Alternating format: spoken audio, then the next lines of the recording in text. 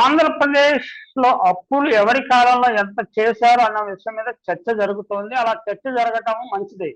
పనికిరాని విషయాల మీద చర్చ కన్నా ఇటువంటి అంశాల మీద చర్చ జరగటం మంచిది.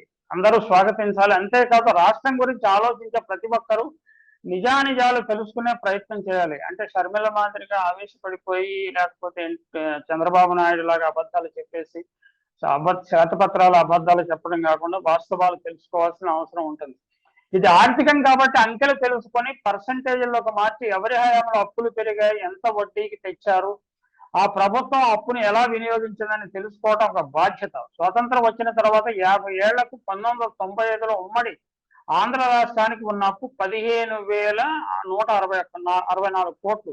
ఇప్పటి ముఖ్యమంత్రి గారు అప్పుడు ఎన్టీఆర్ గారిని దించి ముఖ్యమంత్రి అయ్యాక తర్వాత 4 ఏళ్లకు 1999 నాటికి అప్పు 29,114 కోట్లకు పెరిగింది. అంటే 92% పెరిగింది. దానికి వడ్డీ చెల్లింపులు 3,101 కోట్లు జరిగేది. తరువాత 5 ఏళ్లకు ఆయన దిగిపోయినట్టు, కానీ చంద్రబాబు గారు దిగిపోయేటానికి 2004కు అప్పు 66,393 కోట్లకు పెరిగి వడ్డీ 7,091 కోట్లకు పెరిగింది. వడ్డీ భారం ఆ కాలంలో అప్పుల్లో పెరుగుదల 128% అయితే వడ్డీ కూడా 128% పెరిగింది. తర్వాత వైఎస్ఆర్ గారి హయాంలో 5 ఏళ్లకు 1,09,757 కోట్లు అప్పు పెరగగా వడ్డీ 9,104 కోట్లకు పెరిగింది. అంటే అప్పు 65% పెరగగా వడ్డీ 28% మాత్రమే పెరిగింది. ఆయన తక్కువ వడ్డీకి అప్పులు తేవటమే కాకుండా గతంలో చేసిన అప్పుల మీద వడ్డీని కూడా రీనెగోషియేట్ చేయటం వల్ల అది సాధ్యమైంది. వాళ్ళతో మంతనాలు జరిపి వడ్డీ భారాన్ని తగ్గించగలిగాడు.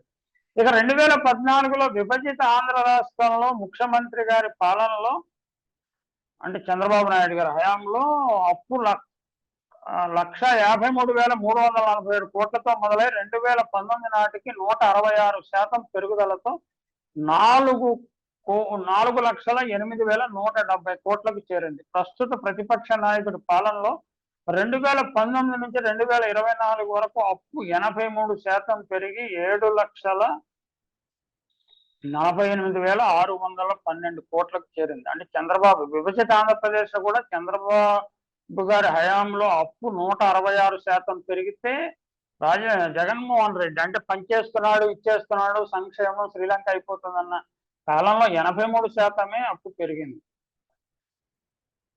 ఇక్కడ అప్పు చేయడం తప్పు అని కానీ చేయకూడదని కానీ ఎవరూ అనటం లేదు. కానీ విచ్చలవిడిగా చేయొద్దని, దుబరా చేయొద్దని, ప్రజలతో కొంచెం నిజాయితీగా పారదర్శకంగా ఉండమని, వాస్తవాలు తెలుసుకోమని మాత్రమే మనం కోరుతున్నాం.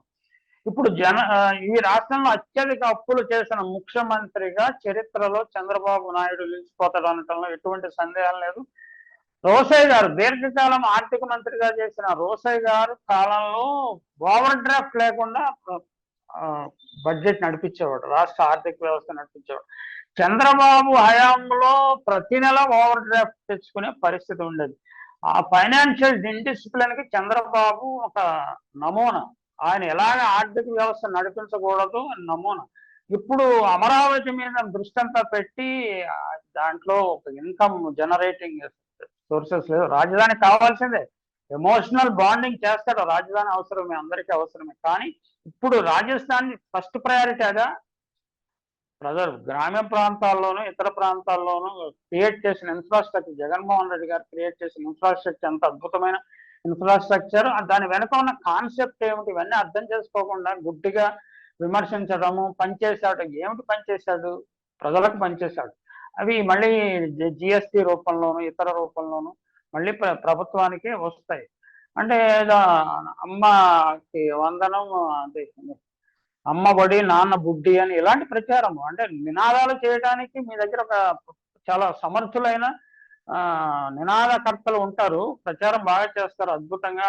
జోసెఫ్ గోబెల్స్ పాఠాలు చెప్పే అద్భుతమైన కళాకారులు మీ దగ్గర ఉన్నారు. కానీ వాస్తవాలు, ప్రజలకు వాస్తవాలు తెలియనివ్వకపోతే అందరితో పాటు మీరు కూడా మునిగిపోతారు. ఆ విషయం మాత్రము చాలా స్పష్టంగా చెప్పాల్సి ఉంటుంది.